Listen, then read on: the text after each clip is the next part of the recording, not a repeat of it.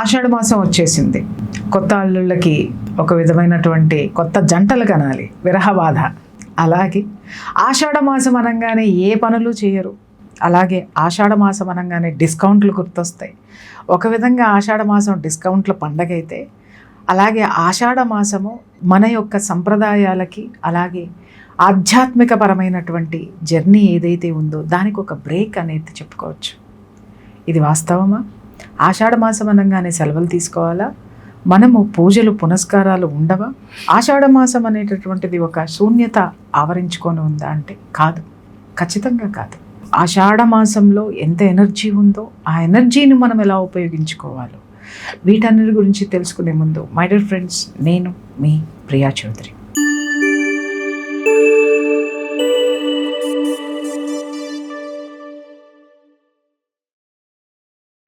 ఆషాఢ మాసం యొక్క ప్రాముఖ్యత, అలాగే ఆషాఢ మాసంలో ఉన్నటువంటి ఎనర్జీ ఏంటి, దాన్ని మన యొక్క సంస్కృతిలో ఆషాఢ మాసము ఆధ్యాత్మికంగా ఎలా ఇమిడి ఉంది, దాని నుంచి మనం ఏమి పొందవచ్చు విషయాల్ని మనతోటి చర్చించడానికి మన ముందు ఉన్నారు సూర్యోపాసకులు విక్రమాదిత్య గారు. వారితో మాట్లాడదాం. నమస్తే అండి. సూర్యోస్మి తల్లి. సూర్యోస్మి. ఆషాఢ మాసం కొన్ని ప్రాంతాల్లో పూజలు పునస్కారాలు ఉండవండి, కానీ తెలంగాణకు వచ్చేసరికి ఆషాఢ మాసంలో అమ్మవారికి బోనాలు పెడతాం. అంటే ఇక్కడున్న ఎనర్జీ అక్కడ ఎందుకు లేదు, అక్కడ ఎందుకు శూన్యమైంది అంటే ఖచ్చితంగా అక్కడ ఏదో ఉంది, కానీ దాన్ని మర్చిపోయి ఉండొచ్చు. అలాగే క్రతువు వచ్చేసరికి, ఒక యజ్ఞము యాగాల దగ్గరికి వచ్చేసరికి ఆషాఢ మాసం అనగానే ఇలాంటివన్నీ ఏమీ చేయరు. ఎందుకనంటే అసలు ఏంటి, ఎందుకు దానికి ఒక సెలవు ఇచ్చేస్తారు? ఎందుకని అంటే కేవలం ఇప్పుడున్నటువంటి పరిస్థితులలో ఆషాఢం ఆఫర్లు అయిపోయింది. ఆషాఢ మాసం ఆషాఢ మాసం ఆఫర్స్. ఇది కాదు, ఆషాఢం అనేది చాలా ఉత్కృష్టమైనటువంటి మాసం. ఇక్కడ ఆధ్యాత్మికంగా ఆఫర్స్ ఇప్పుడు మనం మాట్లాడుకుందాం. అద్భుతమైనటువంటి అష్టసిద్ధులకి ఆఫర్స్ వెల్కమ్ చెప్దాం. అష్టసిద్ధులు చాలా పవర్ఫుల్ అమ్మా. ఈ మాసం ఆషాఢ మాసం చాలా పవర్ఫుల్. అష్టసిద్ధులకి సంబంధించి మనం శ్రీకృష్ణ పరమాత్మని నిలవగా తీసుకుంటాం. ఎందుకంటే అష్టమి తిథిని పుట్టాడు, అంటే ఆయనకి అష్టసిద్ధులు వశమై ఉన్నాయి. అలాగే ఆషాఢం అష్టసిద్ధులు ఆంజనేయ స్వామికి అనిమ లగిమ మహిమ ఈప్సిత ప్రాకార, ఈ సిద్ధులన్నీ కూడా వీళ్ళిద్దరికే ఉన్నాయి. ఇంకా మిగతా వాళ్ళు ఎవరికి అష్టసిద్ధులు రాలే, ఆ సాధనలు వాళ్ళు చేయలేదు. ఇందులో వాళ్ళు బాగా నిష్ఠానితులు అని చెప్పవచ్చు. అలాగే ఆషాఢం అనేది విష్ణుతత్వంతో కలిగి ఉంటుంది. శ్రీకృష్ణుడు విష్ణువేగా, విష్ణువు యొక్క ఇంకొక అవతారమే శ్రీకృష్ణ పరమాత్మగా అంత ఉంది. ఇక్కడ అంటే మనకి ప్రతి మాసానికి ఒక పేరు ఉంటుంది. మొన్న జ్యేష్ఠ మాసం అంటే జ్యేష్ఠ నక్షత్రము అనేది పౌర్ణమి రోజు వస్తే ఆ మాసానికి జ్యేష్ఠ మాసం. ఇది ఇక్కడ ఆషాఢం వచ్చింది. మనకి ఆషాఢ ఆ పేరుతో ఉన్నటువంటి నక్షత్రాలు ఏమున్నాయి? పూర్వాషాఢ ఉత్తరాషాఢ నక్షత్రాలు మనకి పౌర్ణమికి దగ్గరగా వస్తాయి కాబట్టి ఆషాఢం అయింది. ఇవి రెండు కూడా అత్యంత ఉత్కృష్టమైనటువంటి నక్షత్రాలు. ఉత్తరాషాఢ నక్షత్రం కానీ పూర్వాషాఢ నక్షత్రం కానీ అగ్ని నక్షత్రాలు అవి. అద్భుతమైనటువంటి సౌరశక్తి విష్ణువుగా ఉంటుంది. విష్ణు అంటే వ్యాప్తి. సృష్టి ప్రారంభం అయిన తర్వాత ఇక్కడ వర్గీకరణ జరుగుతుంది, వ్యవస్థ ప్రారంభం అవుతుంది. మానవ జన్మలు అనేవి ప్రారంభం చేస్తున్నాడు విష్ణుమూర్తి. దీనికి ముందు దేవదానవ యుద్ధాలు, అస్త్రాలు ఇవన్నీ తయారైపోయినాయి. ఒక క్లారిటీ వచ్చింది, ఆలాహలం పుట్టింది, పనిచేసుకున్నారు, ఇవన్నీ అయిపోయిన తర్వాత విష్ణువు వ్యాప్తి చేస్తున్నాడు దీని అంతటిని. ఇది అద్భుతమైనటువంటి ఆషాఢ మాసం. ఇది ఒరిజినల్గా గుప్త నవరాత్రులు అంటారు. అంటే ఉత్కృష్టమైనటువంటి నవరాత్రులు అవి గుప్తముగా ఉంటాయి. గుప్తంగా ఉన్నదాన్ని ఇది దాచేయమని కాదు, ఓపెన్ చేయమని, సాధన చేయమని. మనం ఏం చేయాలి, గుప్త నవరాత్రుల్లో మనకు కాదులే, ఇది గుప్తం ఎవరో చేసుకుంటారు అనుకుని మానేసాం. ఒరిజినల్గా ఇవి గాయత్రి నవరాత్రులు. 4 వేదాల సారము ఈ నవరాత్రుల్లో మనం సాధన చేస్తే వస్తాయి.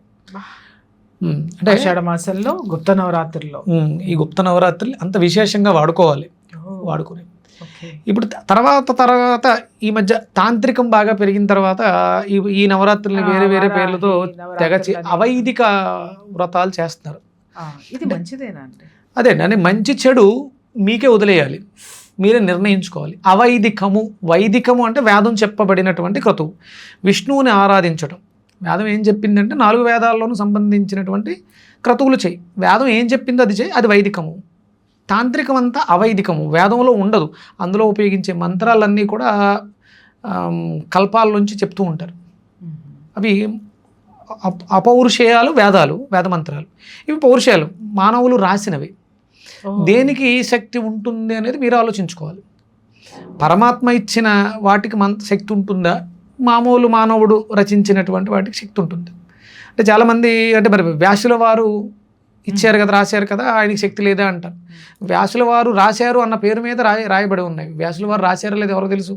వ్యాసుల వారు వేదాలని విడదీసి పేరుతో వచ్చినాయి, జరుగుతున్నాయి.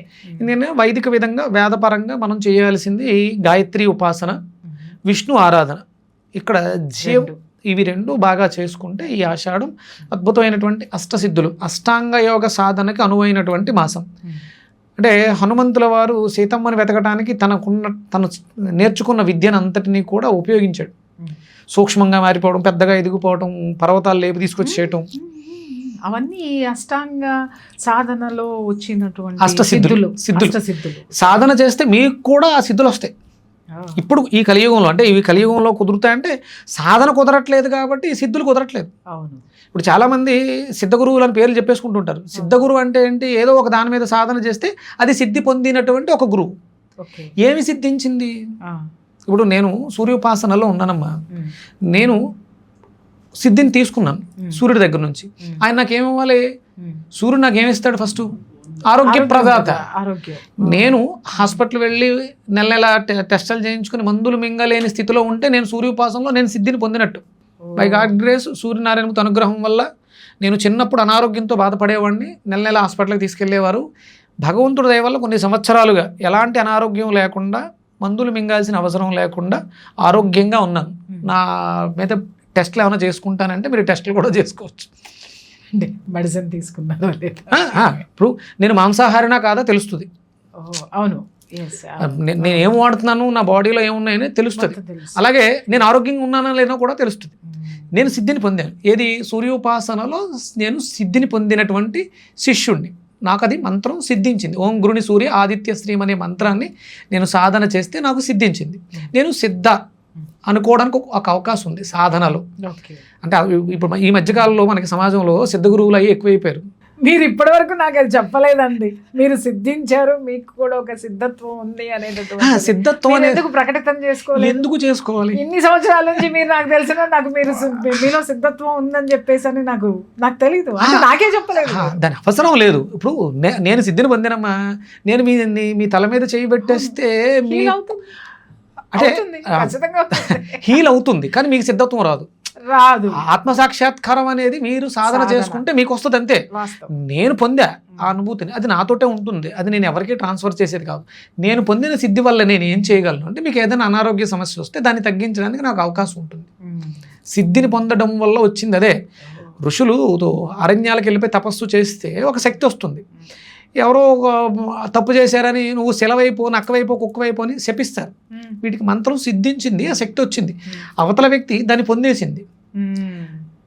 ఇక్కడ ఏమైంది? శక్తి దుర్వినియోగం అయ్యింది. నువ్వు నీ కోపాన్ని జయించలేకపోయావు. నీకు సిద్ధి వస్తే లాభం ఏంటి?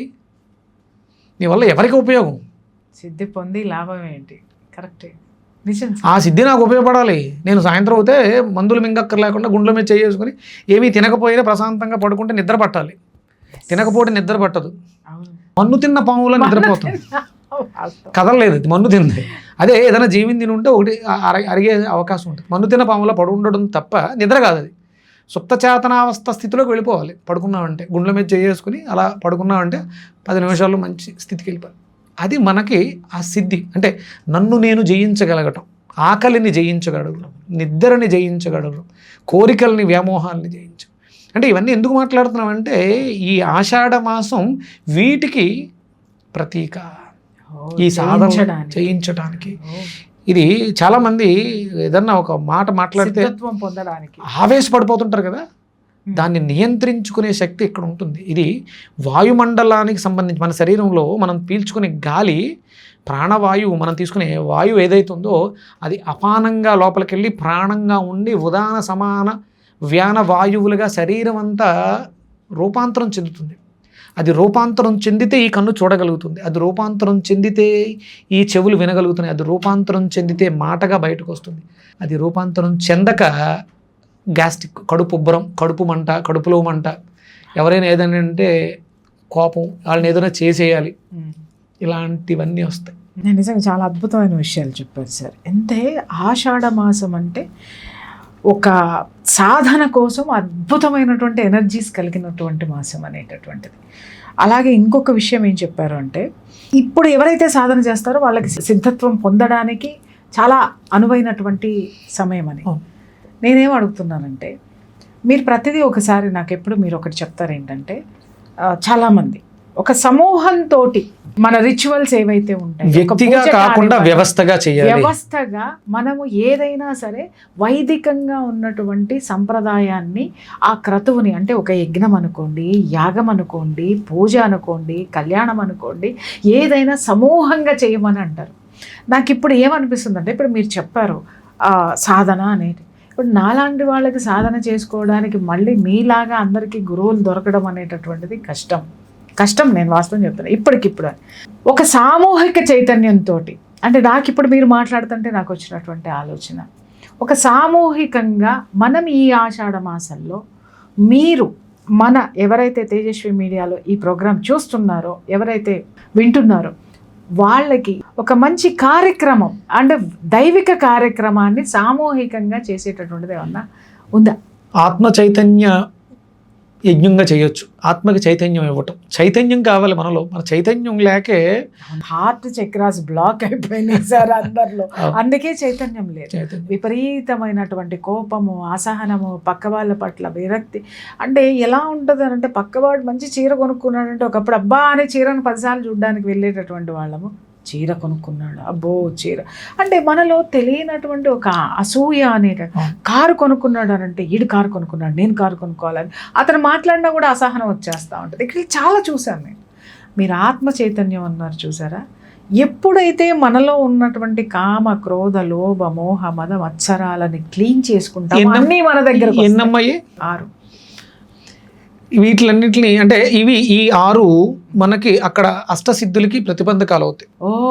ఇప్పుడు మీ జీవితంలో అభివృద్ధి చెందకపోవడానికి కారణం ఇవే, ఈ అరిషడ్ వర్గాలని జయించడం. ఇది చాలా మీరు చెప్పింది అక్షర సత్యం. ఇప్పుడు వీటిని జయించడానికి సామూహికంగా మీరు ఆగస్టు 2వ తారీఖు మళ్ళీ గురుడు చతుర్థ స్థానం, అంటే కర్కాటక రాశిలో ఉన్నాడు. అంటే అంటే ఆషాఢం ప్రతి సంవత్సరం వస్తుంది, కానీ ఇలాంటి ఆషాఢం రావాలంటే మళ్ళీ 12 ఏళ్ళు పడుతుంది. గురుడు మళ్ళీ కర్కాటకంలోకి రావాలంటే మళ్ళీ 12 ఏళ్ళు. రేపు ఆగస్టు 2వ తారీఖుతో మళ్ళీ ఆయన వక్రీకరించి మళ్ళీ మారిపోతారు.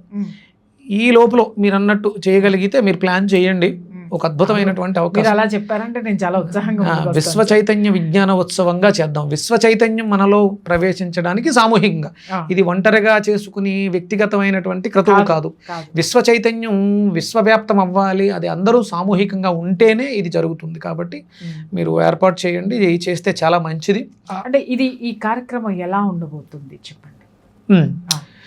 అరుణం అని, అంటే మనకి యజుర్వేద సహితంగా మంత్రాలు ఉంటాయి, అరుణ మంత్రాలు. అరుణం అంటే సూర్యుడు ప్రయాణం ఎలా మొదలవుతుంది, ఆయన వస్తే ఏం జరుగుతుంది, వర్షాలు ఎలా కురిపిస్తాడు, ఇవన్నీ తెలియజేసేది అరుణం. తృచ విధానంగా నమస్కారాలు ఉంటాయి. అది సూర్యనారాయణమూర్తి, అంటే విష్ణుమూర్తి అర్చన ప్రియుడు, పరమేశ్వరుడు అభిషేక ప్రియుడు. ఈయన కేవలం నమస్కార ప్రియుడు. అర్చన అభిషేకాలు అవసరం లేదు. అందుకని సాష్టాంగ నమస్కారాలు ఉంటాయి, ఉత్కృష్టమైనటువంటి నమస్కారాలు. త్రిచ విధానంగా నమస్కారం అని అరుణం ఒక మంత్రం చెప్పి ఒక ప్రదక్షిణ చేసి సాష్టాంగం చేస్తాం. త్రిచ అరుణ త్రిచ మహాసౌర యాగంగా దీన్ని చేసుకుని, లోక కళ్యాణకారకుడు ఆయన రాకతోటే మనకు కళ్యాణం, ఆయన ఉంటేనే మనకి శుభం జరుగుతుంది.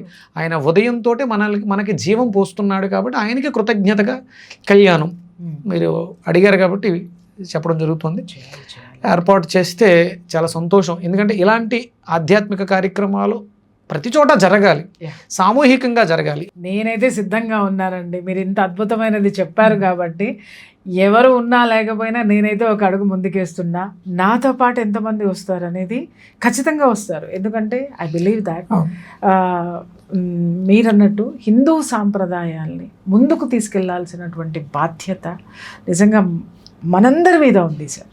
ఇప్పుడు మీరు గురువు స్థానంలో ఉన్నారు, మీరు ఏదైనా ఇస్తే స్వీకరించేటటువంటి చాలా స్థానంలో సంతోషం. అద్భుతమైనటువంటి స్థానాన్ని ఇచ్చారు, గౌరవించారు, అభిమానిస్తున్నారు. నడిపించే బాధ్యత పొద్దుటే ఎవరితో అన్నాను, ఒక పెద్ద ఆయన ఆల్రెడీ ఎమ్మెల్యేగా ఉన్నారు, నేను రైతులకి మంచి చేయాలి, ఏం చేద్దాం అనుకున్నాము అని అన్నప్పుడు అన్నాను అనమాట. నడిచే కోరిక బలంగా ఉన్నప్పుడు నడిపించడానికి దైవం వెతుక్కుంటూ వస్తుంది. ఆ అవకాశం నాకు భగవంతుడు ఇచ్చాడు. మోంతా తుఫాన్నే ప్రకృతి వైపరీత్యం, అది ప్రకృతి వైపరీత్యాన్ని ఆపగలిగాం. గురువులు వెంకటాచాగంటి గారి సారథ్యంలో అద్భుతమైనటువంటి కార్యక్రమం, గురుగారితో మాట్లాడి ఈ కార్యక్రమం ఏర్పాటు చేద్దాం, మీరు సమాయత్తం అవ్వండి, మన వాళ్ళందరినీ చైతన్యపరచండి. ఐకమత్యమే మహాబలం. హిందూ సమాజం బలహీనపడడానికి లేకపోతే ఇంకొకటి ఏదో అవ్వడానికి కారణం ఏంటంటే మనలో ఐకమత్యం లేకపోవడం, మనలో పౌరుషం లేకపోవడం, మనలో శివునిత్రువు లేకపోవడం. సార్ అన్నీ ఉన్నాయి, కానీ వాటికి నేను ఇందాక మీరు అన్నట్టు హార్ట్ చక్ర క్లోజ్, సక్రల్ చక్ర క్లోజ్, సోలార్ ప్లెక్సస్ చక్ర క్లోజ్, మంచి మాట్లాడడానికి విశుద్ధ చక్ర క్లోజ్. అరే భవిష్యత్తుని దర్శించి, అరే మనం ఇలా ఉన్నాం, రేపొద్దున మన ముందు తరాలకి మనం చేసే ఈ పని ఎంత దుర్మార్గంగా ఉండబోతుందని గ్రహించలేనాక ఆజ్ఞాచక్ర క్లోజ్. జ్ఞానం తీసుకుంటే ఎక్కడ బాగుపడిపోతానో అసలు ఈ బురదలోనే కొట్టుకోవాలని చెప్పి సహస్రారం మొత్తం క్లోజ్. అయితే కేవలం హైపర్ యాక్టివ్గా ఉన్నటువంటి మూలాధారం, హైపర్ యాక్టివ్గా ఉన్నటువంటి స్వాదిష్టానం రెండే పనిచేస్తాయి. మణిపూరకం, స్వాదిష్టానం, మూలాధారం, ఇవి మూడు విపరీత చైతన్యంతో కేవలం తిండి కోసం బతుకుతున్నాం, కోరికలు తీర్చుకోవడానికి బతుకుతున్నాం, ఎవరినైనా తిట్టడానికి బతుకుతున్నాం. ఈ మూడు లోయర్ ఎమోషన్స్ తోటి సమాజం మీద, సమాజానికి వ్యతిరేకంగా బతికేస్తాం. హయ్యర్ నాలెడ్జ్, హృదయము, విశుద్ధి, ఆజ్ఞ సహస్రారాలు, దైవిక శక్తి కోసం చేసేటువంటి అద్భుతమైనటువంటి యజ్ఞం రేపు మనం చేయబోయేది. తప్పకుండా, చాలా సంతోషం. విశ్వ చైతన్య విజ్ఞాన ఉత్సవం కింద చేద్దాం దీన్ని. తప్పకుండా.